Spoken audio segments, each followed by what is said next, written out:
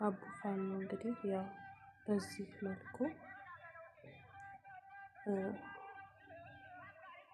ጎበዞቹ አሳልፈው አልሰጡትም ማለት ነው። በጣም ደስ የሚል ነገር ነው። ልባችን ነበር የተሰበረው። በ5 ቀን የሚሰራበት ሀገር ላይ ወጥተህ ወደ ሀገርህ ሂድ ሲባል ማለት ነው። አንዳንድ ጊዜ ፈጣሪ አሳልፎ አይሰጥም፣ የዋህ ነው። ለዚች ስደተኛ ልጅ ለታፈነች ሞታለች ተብላ ዘመዶቿን አርድተው ያን ሁላ ነገር ሲያደርጉ ቆይተው እሱን ደግሞ ሀገር ለቆ እንዲወጣ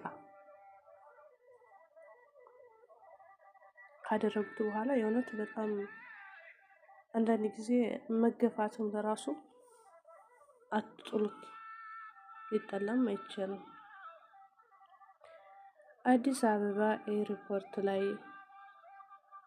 አፍነን አፉን አስፍቶ ሰውየውን ሊውጥ ተዘጋጅቶ የነበረው ዘንዶ ለአማራ ልጆች ጠበቃ በባለ ሀብቱ በአቶ ወርቁ አይተነው፣ ይህን ሰውዬ ለመጀመሪያ ጊዜ ስንትስል ነው አይተነው አፉን እንደከፈተ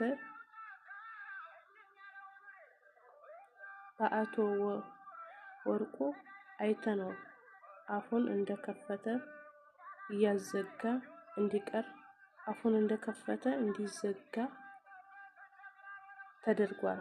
የብልጽግና ሰዎች ሰውየውን አቡፋኖን ከሚኖርበት ሀገር በዱባይ መንግስት እንዲጠረዝ ያስወሰኑ ቢሆንም አቶ ወርቁ አይተነው እኔ ቁሜ እየሄድኩኝ አንድ ነገር አይደርስበትም ለኔ ተውት በማለት ወዲያውኑ ሁኔታዎችን በማመቻቸት እና ሙሉ ወጪውን በመሸፈን ወደ አሜሪካ እንዲበር አድርጎታል።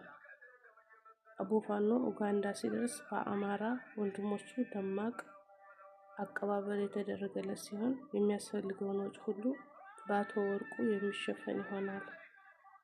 አማራነት ጎጥ የለውም። እርግጥ አማራነት ጎጥ የለውም። ይች ምስኪን እህታችን ልጇን ጥላ ህይወቴ ያልፍልኛል ብላ ሄዳ ይሳካልኛል ይሟላልኛል ብላ ሄዳ እነሱ ግን ያደረጓት ነገር በጣም ከባድ ነው። ይሄ ሳያንሳምማቸው ቀርቶ ማለት ነው አሳልፈው